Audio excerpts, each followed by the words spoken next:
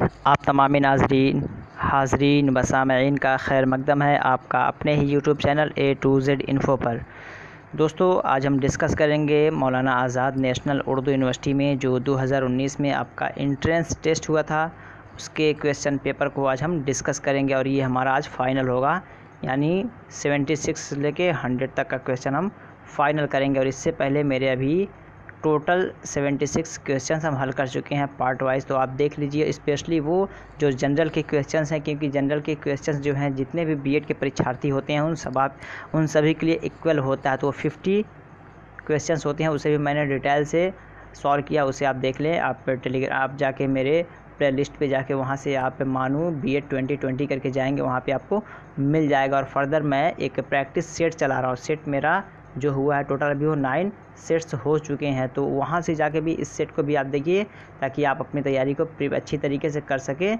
और इसमें मैं वैसे ही क्वेश्चंस लेकर आता हूँ जिस तरह आपके मानू में आपको देखने को मिल सकते हैं। तो अभी मैं टोटल जनरल नॉलेज के 5 सेट करा चुका हूँ और जनरल इंग्लिश के 5वां सेट चलने वाला है। इस तरह आपके जनरल उर्दू के होंगे, मेंटल एबिलिटी के होंगे, टीचिंग एप्टीट्यूड के। टोटल इस तरह हम 5-5 पहले सेट करेंगे, फिर उसके बाद ज़रूरत पड़ेगी फिर सेट को बढ़ा देंगे। तो अच्छी तरीके से आपकी प्रिपरेशन होने वाली है। पॉसिबल है इंशाल्लाह कि आप लोग का एडमिशन मानू में हो जाएगा। तो चलिए एक क्वेश्चन स्टार्ट करते हैं। ऐसे आप लोग प्रैक्टिस सेट के तौर पर लीजिएगा और आंसर करने की कोशिश कीजिए ताकि पता चले कि आपकी तैयारी कैसे चल रही है। 76 नंबर देखते हैं। टीपू सुल्तान किस सन में तख्त नशी हुआ? यानी टीपू सुल्तान किस साल में हुकूमत का बागडोर संभाला, ये कह सकते हैं। ठीक है, यानी हुकूमत के लिए उन्हें मुंतखब किया गया। आपके ऑप्शन है 1784, 1782, 1780, 1786। तो इसका करेक्ट आंसर क्या होगा? कब उन्होंने संभाला? तो इसका करेक्ट आंसर क्या होगा? अगर आपको पता है तो आप अपने कॉपी में कोशिश कीजिए कि आप अपने कॉपी में टिक कर लें। ये 25 टोटल होंगे। आउट ऑफ 25 आपके कितने करेक्ट हो रहे हैं आप कमेंट बॉक्स में प्लीज़ ज़रूर बताइएगा। तो इसका करेक्ट आंसर जो हो जाएगा ऑप्शन 2 बिल्कुल करेक्ट हो जाएगा कि 1782 में टीपू सुल्तान ने तख्त नशी हुए थे। और एग्जैक्ट डेट अगर पूछेगा तो वो 10 दिसंबर है। ठीक है, 10 दिसंबर। लेकिन ये आपसे पूछा नहीं जाएगा। स्पेशली मालूम में तो हम नहीं कह सकते कि पूछा जाएगा, इसलिए डेट बहुत कम पूछता है तो ईयर ही पूछता है। तो ईयर आप ज़रूर याद रखें इसको। ठीक है, 1782। 77 नंबर क्वेश्चन देखते हैं। कॉफ़ी हिंदुस्तान के किस सूबे में सबसे ज़्यादा पाई जाती है? कॉफ़ी हिंदुस्तान के किस सूबे में सबसे ज़्यादा पाई जाती है? केरला है, महाराष्ट्र है, कर्नाटक है, तमिलनाडु। तो किस रियासत में ये पाई जाती है? तो ऑप्शन आप देख के ऑप्शन कर सकते हैं कि इसका करेक्ट आंसर क्या होगा। 77 का करेक्ट आंसर जो होगा आपका वो ऑप्शन क्या है, आप पहले इसका अनुमान खुद लगा सकते हैं। तो चलिए इसका आंसर हम दे रहे हैं ऑप्शन सी जो है ये बिल्कुल करेक्ट हो जाएगा। इससे पहले जब मैं मानू का मॉडल टेस्ट पेपर बना रहा था तो उसमें ये क्वेश्चन मैं शामिल किया था। जो लोग भी देख के गए होंगे वो इस क्वेश्चन को सही करके आए होंगे। तो इस तरह मैं क्वेश्चंस कराता हूँ और आप करेंगे तो अंदाज़ा लग जाएगा कि हाँ ये क्वेश्चंस आ सकते हैं। तो काफ़ी क्वेश्चंस एग्ज़ाम में टकराए भी हैं। नेक्स्ट देखते हैं 78 नंबर क्वेश्चन। गांधी जी ने डांडी मार्च की क़यादत कहाँ से शुरू की? गांधी जी ने डांडी मार्च हुआ था, उसकी तहरीक कह लीजिए इसको, कि उसकी शुरुआत कहाँ से हुई थी? साबरमती आश्रम में है, डांडी गांव है, गांधी नगर है, या इनमें से कोई नहीं? तो ये कहाँ से स्टार्ट हुआ था पहले डेट देख लीजिए। इसको ये पूछ लेता है कभी कभी कि ये कब स्टार्ट हुआ था। ये 13 मार्च 1930 इसका जो डेट है ये थोड़ा सा आप ज़हन नशीन कर लीजिए। और अगर पूछे ये कहाँ पे है, कहाँ से स्टार्ट हुआ, तो ये आपका साबरमती आश्रम जो कि अहमदाबाद में पड़ता है। ठीक है, अहमदाबाद, इसे आप ज़हन नशीन कर लें इतना। 79 नंबर देखते हैं। पाक जल संयोगी यानी पाक स्टेट किन 2 मुल्कों को अलग करता है? ठीक है, ये कुछ स्ट्रेट होता है, STRAIT। ठीक है, स्टेट उसे कहते हैं कि एक मुल्क को दूसरा मुल्क अलग करे और उसके बीच में एक पतली सी लकीर हो। ठीक है, तो उसको हम बोलते हैं स्ट्रेट। तो ये पाक स्टेट, इस तरह तमाम स्टेट्स के अलग अलग नाम है। जिस तरह रेड क्लिफ है, पाक स्टेट है, तो ये अलग अलग नाम है, अलग अलग कंट्रीज़ को सेपरेट करता है ये। तो ये पाक स्टेट जो है ये किन दो ममालिक को अलग करता है? हिंदुस्तान और पाकिस्तान, हिंदुस्तान और नेपाल, बांग्लादेश और बर्मा, हिंदुस्तान और श्रीलंका। तो 79 का करेक्ट आंसर जो होगा ये पाक स्टेट जो है हिंदुस्तान और श्रीलंका को सेपरेट करता है, अलग करता है। अगर नक्शा आप देखेंगे तो नक्शा के नीचे वाला जो पोर्शन आपको मिलेगा यहाँ पे आगे छोटा सा, ये आपका श्रीलंका है और ये इंडिया का एरिया के थोड़ा सा बीच में ये डिस्टेंस होता है, तो ये पाक स्टेट आपका हो जाता है। नेक्स्ट देखते हैं 80 नंबर क्वेश्चन। तो 79 का ऑप्शन डी बिल्कुल इसका करेक्ट हो जाएगा। और हिंदुस्तान और पाकिस्तान को जो सेपरेट करता है वो आपका रेड क्लिफ है, ठीक है, रेड क्लिफ उसका नाम है। हिंदुस्तान और पाकिस्तान को जो दो कंट्री को अलग करता है एक बॉर्डर, उसको रेड क्लिफ के नाम से जाना जाता है। और ये पूछा जाए कि रेड क्लिफ नाम से उसे क्यों जाना जाता है, इसलिए कि जब हिंदुस्तान का बंटवारा हो रहा था तो बॉर्डर को जो मतलब उस पर मेज़रमेंट कर रहे थे उसमें से एक नाम रेड क्लिफ का था, तो रेड क्लिफ के नाम पे उसको रख दिया गया था, तो इसी वजह से उसका नाम रेड क्लिफ पड़ गया। हिंदुस्तान और पाकिस्तान को ये रेड क्लिफ बॉर्डर बांट देता है, तकसीम कर देता है। 80 नंबर क्वेश्चन देखते हैं। मंदरजा झील में दिए गए नदियों में कौन सी नदी दारवादी रिफ्ट वैली में बहती है? दारवादी रिफ्ट वैली कह सकते हैं कि अपोजिट डायरेक्शन, ठीक है, यानी पानी का जो बहाव का डायरेक्शन है होता है उसके विपरीत डायरेक्शन में बहे। कौन सी वो नदियां हैं जो विपरीत डायरेक्शन में या दिशा में बहती हैं? गंगा नदी है, ताप्ती नदी या नर्मदा नदी, बी सी दोनों। तो क्या होगा इसका करेक्ट आंसर? 80 का करेक्ट आंसर क्या होगा? 80 का करेक्ट आंसर आप देखेंगे तो ये ताप्ती और नर्मदा दो नदियां जो हैं ये रिफ्ट वैली है, ठीक है। रिफ्ट वैली मतलब दारवादी टाइप की ये आपकी नदियां हैं, तो यहाँ पे जो दोनों सही हो जाएगा, यानी बी और सी ऑप्शन डी यहाँ पे बिल्कुल करेक्ट हो जाएगा। 81 नंबर देखते हैं। 81 में कहा जा रहा है कि सीमैट यानी state institute of educational management and training, ये कह सकते हैं कि ये एक तालीमी मैनेजमेंट और ट्रेनिंग का एक इदारा है स्टेट लेवल का, ठीक है, ये स्टेट लेवल का है। तो स्टेट के अंदर किस जगह ये पड़ता है, किस स्टेट में ये पड़ता है, ये बताना है आपको। आपके ऑप्शन यहाँ पे दिल्ली, हैदराबाद, लखनऊ या प्रयागराज। तो ये कहाँ पे है? CMAT state institute of educational management and training, तो ये आपका प्रयागराज में है करेंटली, जो कि इसका नाम पहले इलाहाबाद था, अब इसको चेंज कर दिया गया। अब ये भी क्वेश्चन में आ रहा है कि इलाहाबाद का नाम चेंज करके क्या रखा गया है, ठीक है। तो ये हो सकता है कि इस बार अब यही दे दे कि इलाहाबाद का पुराना मतलब नया नाम क्या है, तो प्रयागराज, या प्रयागराज का पुराना नाम क्या है, इलाहाबाद, या इस तरह के और क्वेश्चन जुड़ सकता है। तो ये समझ लीजिए कि इलाहाबाद पहले नाम था, उसका प्रयागराज नाम हो गया। तो ऑप्शन डी 81 का बिल्कुल करेक्ट हो जाएगा। नेक्स्ट देखते हैं 82 नंबर क्वेश्चन। क्वेश्चन नंबर 82 में कहा जा रहा है सबसे ज़्यादा तांबा पैदा करने वाला मुल्क है। तांबा कहते हैं कॉपर, ठीक है, ये मेटल एक तरह का है। तो ये आपका कॉपर सबसे ज़्यादा पैदा करने वाला मुल्क कौन सा है? हिंदुस्तान है, चीन है, पेरू है या चिली है? तो किस मुल्क कौन सा मुल्क है जो सबसे ज़्यादा आपका कॉपर प्रोड्यूस करता है? कह सकते हैं कि large producer of copper which one of them countries, इनमें से कौन सा एक ऐसा कंट्री है सबसे ज़्यादा कॉपर प्रोड्यूस करता है? तो 82 का करेक्ट आंसर क्या होगा? 82 का करेक्ट आंसर आप देखेंगे तो ये चिली जो है बिल्कुल इसका करेक्ट आंसर हो जाएगा। ये साउथ अफ्रीकन एक कंट्री है चिली, ठीक है। तो ये आपको फर्स्ट नंबर पे आता है और चाइना आपका सेकंड पे है और आपका हिंदुस्तान जो है ये थर्ड नंबर पे आता है। तो इस तरह आपका यहाँ पे जो राइट आंसर हो जाएगा ऑप्शन डी 82 का ऑप्शन डी बिल्कुल सही हो जाएगा। 83 नंबर देखते हैं। दुनिया में सबसे ज़्यादा चाय किस मुल्क में पैदा होती है? चीन है, हिंदुस्तान है, ईरान, श्रीलंका। तो मतलब कह सकते हैं टी लीव्स प्रोड्यूसर, ठीक है, इसे बोलते हैं टी लीव्स प्रोड्यूसर, कि सबसे ज़्यादा चाय की खेती कह लीजिए कि कहाँ पे पूरी दुनिया में होती है। तो चीन, हिंदुस्तान, ईरान, श्रीलंका। आप लोग खुद अपने आंसर्स करने की कोशिश करें। तो यहाँ पे 83 का करेक्ट क्या होगा? 83 का जो आपका करेक्ट होगा वो बिल्कुल चीन है, चाइना, ठीक है। China is the largest producer of tea leaves. तो ये आपका बिल्कुल करेक्ट आंसर हो जाएगा। तो दोस्तों अगर वीडियो अच्छा लग रहा हो तो दोस्तों को ज़रूर शेयर कर दिए और अभी एक बार लाइक कर दीजिए।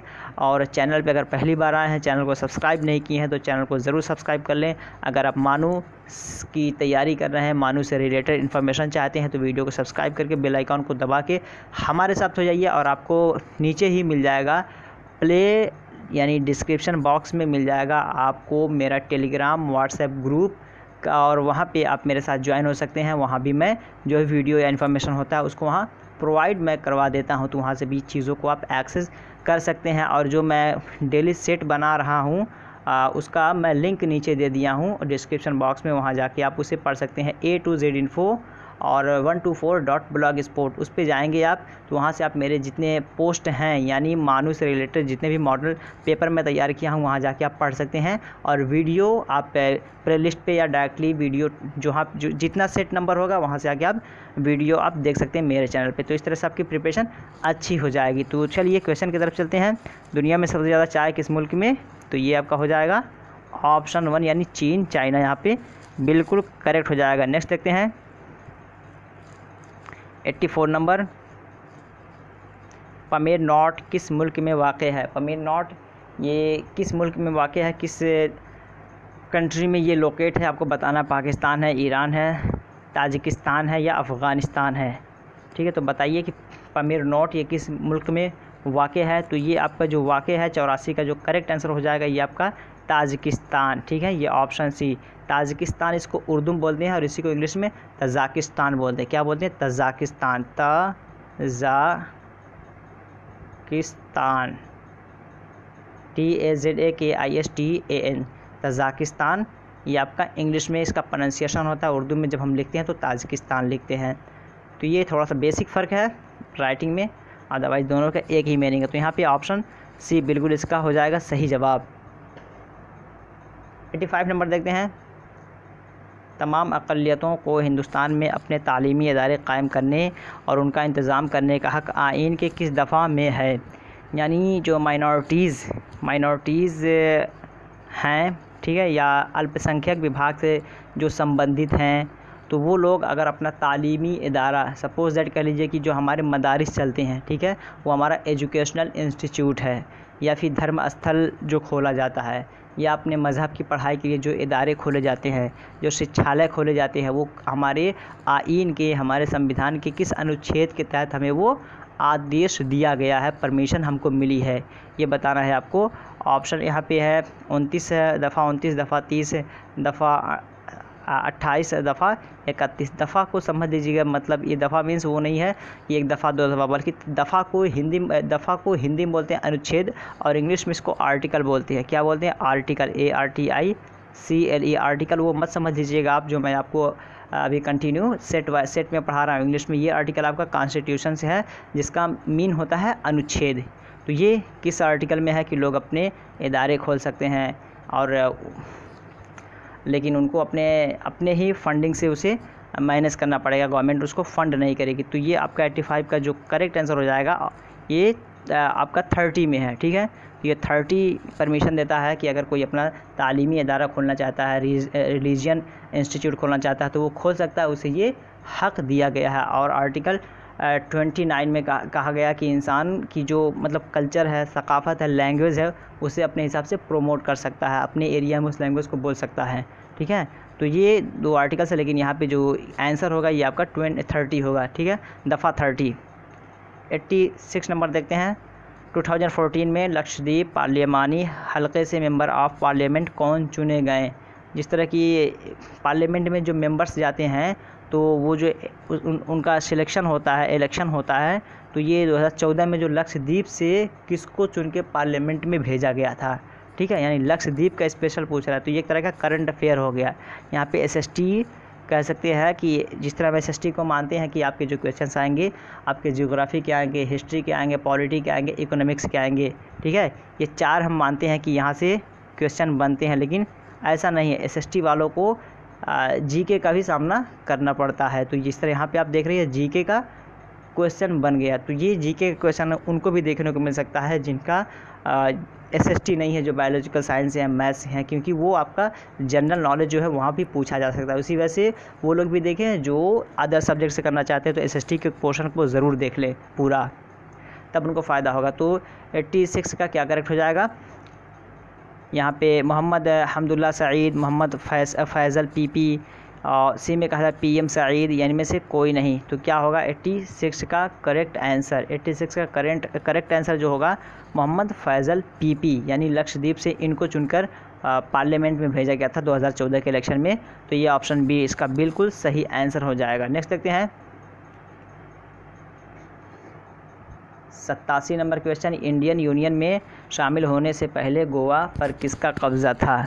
यानी इंडियन यूनियन में गोवा शामिल हुआ है। जिस तरह की हिंदुस्तान की जितने भी आज स्टेट्स हैं, ये मतलब एक दौर ऐसा भी था कि ये किसी दूसरे की हुकूमत के तहत थे, लेकिन आहिस्ता आहिस्ता ये सब हिंदुस्तान में शामिल होते चले गए। इस तरह गोवा एक स्टेट है हमारे हिंदुस्तान का। ये हिंदुस्तान में शामिल होने से पहले इस पर किसकी हुकूमत ये पूछा जा रहा है कि क्या इंग्लैंड वाले इस पर हुकूमत कर रहे थे, या फ्रांस वाले कर रहे थे, या हिंदुस्तान का पहले ही से था, या पुर्तगाली इस पर हाकिम थे। तो कौन इंडियन यूनियन में शामिल होने से पहले गोवा पर किसका कब्ज़ा था? 87 का करेक्ट आंसर क्या होगा? ये पुर्तगालियों का इस पर हुकूमत थी, इसके हाकिम थे। तो ऑप्शन डी यहाँ पे बिल्कुल सही हो जाएगा। नेक्स्ट देखते हैं 88 नंबर। 88 में कहा जा रहा है दुनिया में सबसे ज़्यादा पेट्रोलियम पैदा करने वाला मुल्क है। पेट्रोलियम पैदा करने वाला मुल्क कौन सा है ये बताना है। अमेरिका है, सऊदी अरब है, रूस है, या फिर कुवैत है। तो कौन सा मुल्क ऐसा है जो सबसे ज़्यादा पेट्रोलियम पैदा करता है? तो इसका जो करेक्ट आंसर हो जाएगा वो हो जाएगा अमेरिका। दुनिया में सबसे ज़्यादा पेट्रोलियम पैदा करने वाला मुल्क अमेरिका है, क्योंकि पूरे दुनिया में जितना भी पेट्रोलियम पैदा होता है उसका 80% अकेले अमेरिका पैदा करता है। ठीक है, तो ये अमेरिका यहाँ पे बिल्कुल करेक्ट हो जाएगा। उसके बाद 82% जो होता है पूरे वर्ल्ड इसमें इन्वॉल्व है पैदा करने के लिए पेट्रोलियम। तो अकेले 18% जो है अमेरिका प्रोड्यूस करता है। तो ये ऑप्शन इसका जो है बिल्कुल करेक्ट हो जाएगा 1। 89 नंबर देखते हैं। मौजूदा वक्त में हिंदुस्तान में कुल कितनी कौमी सियासी जमाअतें हैं? मौजूदा करंट टाइम में हाउ मैनी कह सकते हैं कि how many national political parties are there in India currently. ठीक है, कि कितने असर हाजिर में कौमी सियासी जमाअतें हैं ये आपको बताना है। 8, 7, 11 और या 6 टोटल कितने हैं करंट टाइम में, यानी 2019 के हिसाब से। तो समझ लीजिए कि वो वही अभी चल रहा है। तो 89 का करेक्ट क्या होगा? ऑप्शन ये 1 बिल्कुल करेक्ट हो जाएगा। जिस तरह आपका कह सकते हैं कि NIC है, BSP है, TMC है, ठीक है, और इस तरह करके टोटल आपके 8 जो हैं ये इंडियन नेशनल पार्टी जो हैं, इंडियन पॉलिटिकल पार्टी जो हैं, नेशनल पॉलिटिकल पार्टी जो हैं 8 हैं टोटल्स। तो ये आपके ऑप्शन 8 ये जो है बिल्कुल इसका करेक्ट आंसर हो जाएगा। 90 नंबर क्वेश्चन देखते हैं। क्वेश्चन नंबर 90 में कहा जा रहा है हिंदुस्तान में कुल कितने न्यूक्लियर पावर प्लांट हैं? ऑप्शंस में 7, 10, 11 या 9। तो कौन सा हिंदुस्तान में कुल कितने न्यूक्लियर पावर प्लांट हैं ये आपको बताना है। इसमें करेक्ट आंसर क्या होगा 90 में? तो 90 में जो मतलब न्यूक्लियर पावर प्लांट जो पूरे हिंदुस्तान में टोटल 7 है। कितने? 7। चलिए आपके लिए क्वेश्चन है कि बताइए सबसे बड़ा न्यूक्लियर पावर प्लांट कौन सा है और वो कहाँ पे वाक़ है? ये आपके लिए क्वेश्चन है। प्लीज़ आप लोग कमेंट बॉक्स में इसका आंसर कीजिएगा। I shall wait your answer for this question. 91 देखते हैं। हिंदुस्तान के पहले मुस्लिम वज़ीर दाखिला थे। तो वज़ीर दाखिला मतलब कहते हैं कि होम मिनिस्टर, ठीक है, या गृह मंत्री। आपको बताना है कि कौन थे। मौलाना अबुल कलाम आज़ाद, एम फातमी, मुफ्ती मोहम्मद सईद, या इनमें से कोई नहीं। तो क्या होगा इसका करेक्ट आंसर कि हिंदुस्तान के पहले मुस्लिम वज़ीर दाखिला कौन थे? तो बिल्कुल इसका सी जो है ये करेक्ट आंसर हो जाएगा। मुफ्ती मोहम्मद सईद। इनका ताल्लुक़ कहाँ से है? कश्मीर से है। तो कश्मीर से इनका ताल्लुक़ है। जैसे कि आज मतलब इनकी बेटी जो है महबूबा मुफ्ती इनकी बेटी हैं। तो मतलब कह सकते हैं कि महबूबा मुफ्ती के वालिद जो थे वो पहले हिंदुस्तान के मुस्लिम वज़ीर दाखिला थे। तो ऑप्शन सी जो है इसका बिल्कुल करेक्ट आंसर हो जाएगा। 82 नंबर देखते हैं। 82 में कहा जा रहा है कि 1996 के इंतखाब के बाद बीजेपी की हुकूमत कितने दिनों तक चली? यानी 1996 के इंतखाब के बाद बीजेपी जब सत्ता में आई, रूलिंग पार्टी में आई, तो वो कितने दिन तक रूल की थी? 13 दिन है, 14 दिन है, 12 दिन है, या 20 दिन? कितने दिन तक रूल की थी? अटल बिहारी वाजपेयी उस टाइम पे थे तो 13 डेज़, ठीक है। ये काफ़ी पूछा जाने वाला है। ये रूलिंग पार्टी बने, मतलब सत्ता में आए सिर्फ 13 दिन तक इनकी हुकूमत थी। तो ऑप्शन 1 इसका बिल्कुल करेक्ट हो जाएगा। 93 नंबर देखते हैं, राइट टू एजुकेशन हिंदुस्तान के पार्लियामेंट में कब पास हुआ?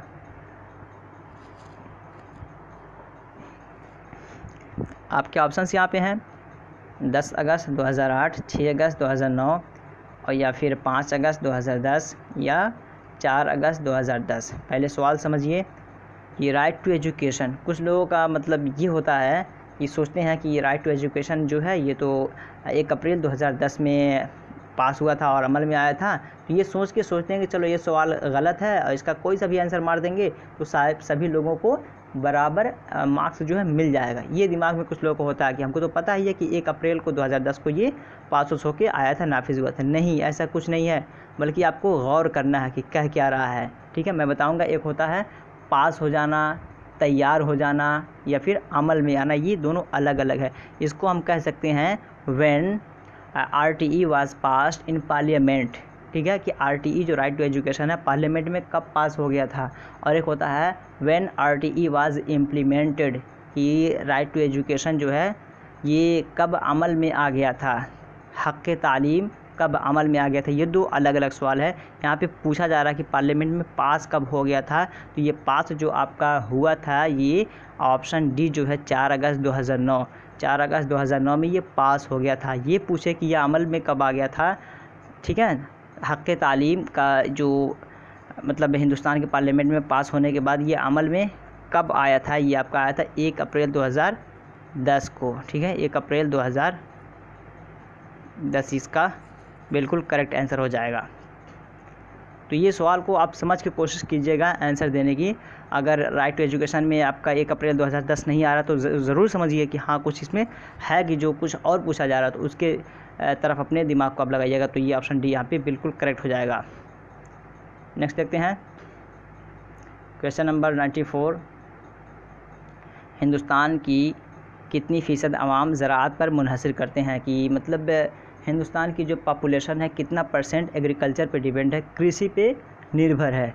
आपके ऑप्शंस यहाँ पे है 59 है, 60 है, 51.5 है या 62 है।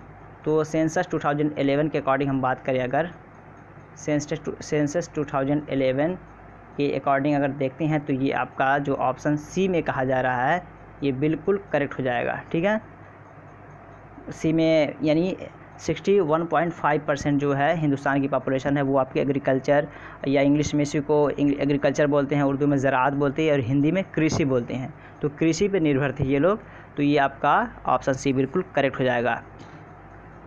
95 नंबर देखते हैं, हिंदुस्तान में पहली बार डिमोनेटाइजेशन यानी ज़र का रिवाज बंद करने का अमल कब हुआ। तो ये जिस तरह मतलब मोनेटाइजेशन होता है ना कि नोटबंदी जिसको बोलते कह दिए ना, मोनेटाइजेशन नोटबंदी, आसानी समझिए कि नोटबंदी कह लीजिए। तो ये 7 नवंबर 2017, 8 नवंबर 2016 और 10 नवंबर 2018 या 10 अक्टूबर 2016। तो हिंदुस्तान में ये कब हुआ था लास्ट टाइम मोनेटाइजेशन, ये आपका 8 नवंबर 2016। तो 95 का राइट आंसर ऑप्शन बी बिल्कुल इसका करेक्ट हो जाएगा, ठीक है। और हिंदी में डिमोनेटाइजेशन को क्या बोलते हैं, विमुद्रीकरण, ठीक है। और जैसे ज़र का रिवाज कह सकते हैं।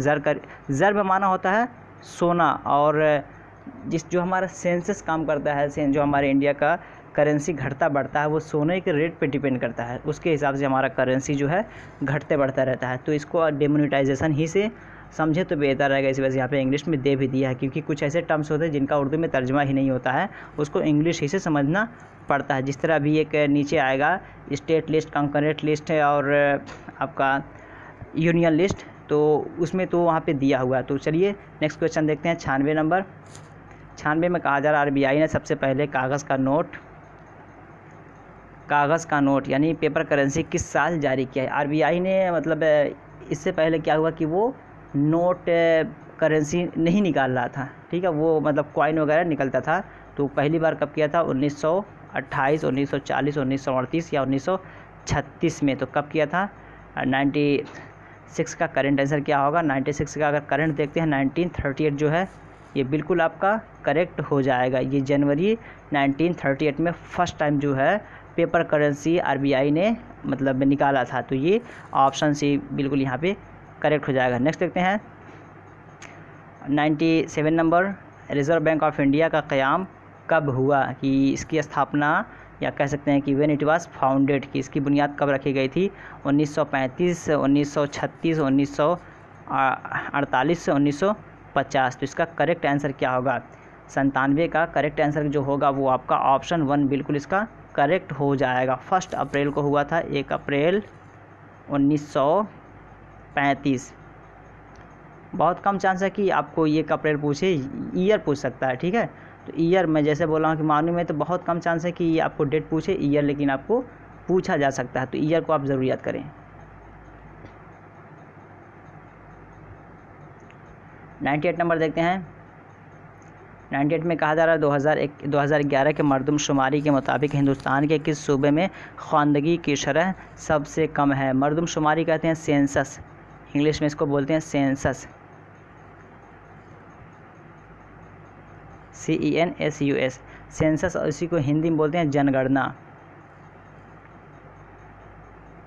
जनगणना,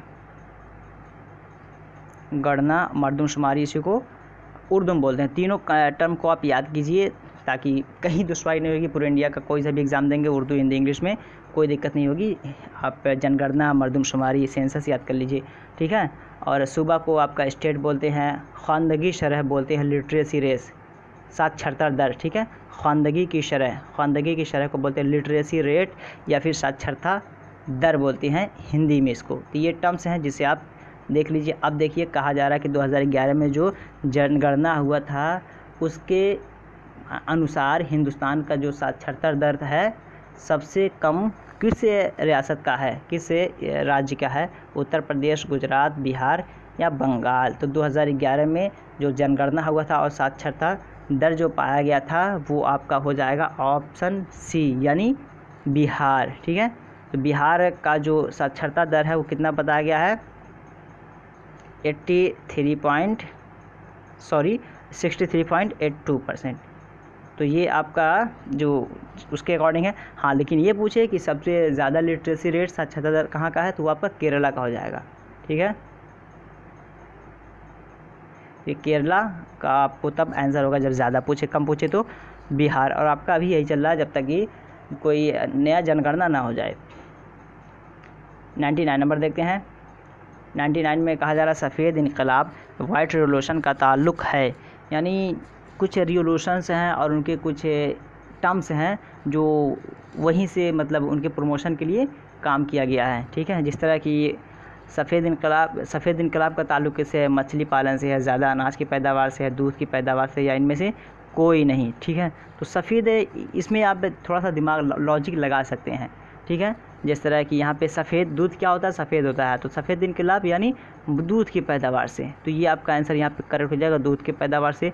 मछलियाँ जो है पानी में थोड़ा ब्लू दिखती हैं, तो ब्लू रिवोल्यूशन जो हुआ था मछलियों के पालन के लिए हुआ था, ठीक है। ज़्यादा अनाज की पैदावार, अनाज कैसे कहते हैं एग्रीकल्चर, ठीक है। तो ग्रीन रिवोल्यूशन, एग्रीकल्चर जो होता है ग्रीन होता है, तो ग्रीन रिवोल्यूशन से ये संबंधित है। तो इस तरह टर्म थोड़ा आप माइंड करके याद कर सकते हैं। तो यहाँ पे सी बिल्कुल करेक्ट आंसर हो जाएगा।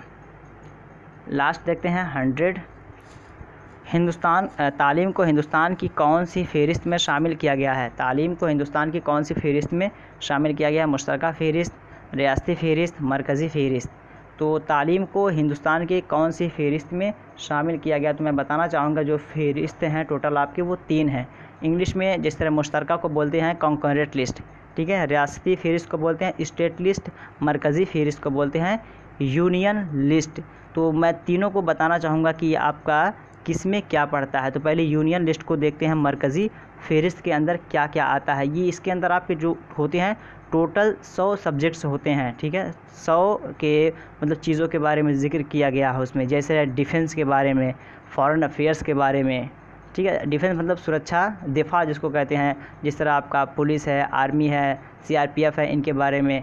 फॉरेन अफेयर्स, एक मुल्क का दूसरे मुल्क से ताल्लुक़ है, रेलवेज़ का है, बैंकिंग का है, तो ये आपका यूनियन लिस्ट में आ जाता है। स्टेट लिस्ट में क्या आता है, इसमें आपके 61 आइटम्स 61 चीज़ों को जिक्र किया। इस तरह हेल्थ है, पुलिस है, तो हर स्टेट का जो हेल्थ डिपार्टमेंट है अलग अलग है, पुलिस डिपार्टमेंट जो है अलग अलग है। जिस तरह नियुक्ति होती है आपकी पुलिस की, वो आपके बिहार में है तो बिहार की अलग अलग वैकेंसी निकलती है, और यूपी में है तो यूपी की अलग वैकेंसी निकलती है। तो इस तरह अलग अलग वैकेंसीज़ निकलती है। इसकी कंकरेंट लिस्ट में क्या है, इसमें जो कि सब शामिल हो जाते हैं। इसके अंदर 52 आइटम्स आते हैं, जिस तरह इकोनॉमिक प्लानिंग, एजुकेशन, तो ये पूरे इंडिया लेवल पे काम करेगा। फैमिली प्लानिंग, ठीक है, तो ये जो हैं टोटल इस तरह काम करते हैं। तो एजुकेशन जो आपका किसके अंदर आएगा, वो आपका कंकरेंट लिस्ट, और कंकरेंट लिस्ट को उर्दू में क्या बोलते हैं, मुश्तरका फ़हरिस्त। ठीक है, आई होप कि तीनों टर्म को आप समझ गए होंगे। मुश्तरका फ़हरिस्त पहले यूनियन लिस्ट है, और दूसरा आपका स्टेट लिस्ट है, और तीसरा आपका जो है कंकरेंट लिस्ट। तो ये 3 लिस्ट है जिसे आप याद कर लीजिए। इसको बोलेंगे, यूनियन को आपका बोलेंगे मरकज़ी फ़हरिस्त, और स्टेट को बोलेंगे रियासती फ़हरिस्त, कंकरेंट को बोलेंगे मुश्तरका फ़हरिस्त। तो ऐसे याद कर लेंगे तो यहाँ से भी जो भी क्वेश्चन बनेगा वो आपको कॉन्सेप्ट पूरा क्लियर हो जाएगा। क्योंकि एजुकेशन से जो बात की जाती है वो पूरे इंडिया लेवल की बात की जाती है। जिस तरह आपका सीटेट का एग्ज़ाम होता है पूरे इंडिया लेवल का होता है, एनसीईआरटी जो है वो पूरे इंडिया लेवल के लिए है। एजुकेशन की जो बात की जाती है वो पूरे इंडिया लेवल की, तो इस वजह से वो आपका कंकरेंट लिस्ट में आ जाएगा। तो इस तरह आपका ये मुश्तरका फ़हरिस्त जो है बिल्कुल यहाँ पे 100 का 1 सही हो जाएगा। तो ये कुछ फाइनल क्वेश्चन थे जो अब फाइनल हो गए। तो अब आप लोग बताइएगा कि इसके बाद आप क्या चाह रहे हैं कि उर्दू का क्वेश्चन सॉल्व किया जाए, फिर या किसी और सब्जेक्ट का। जैसा आप लोग का कमेंट आएगा उसके अकॉर्डिंग लाएंगे, या तो फिर हम उर्दू का नेक्स्ट टाइम में भी इंशाल्लाह लेके आएंगे। तो वीडियो को लाइक कर दीजिए, दोस्तों को शेयर कर दीजिए, पहली बार चैनल पे हैं तो सब्सक्राइब कर लीजिए। चलिए फिर मिलते हैं, इजाज़त दीजिए नेक्स्ट वीडियो में, तब तक के लिए हैव अ नाइस डे, खुदा हाफिज़, that's all, thank you, bye.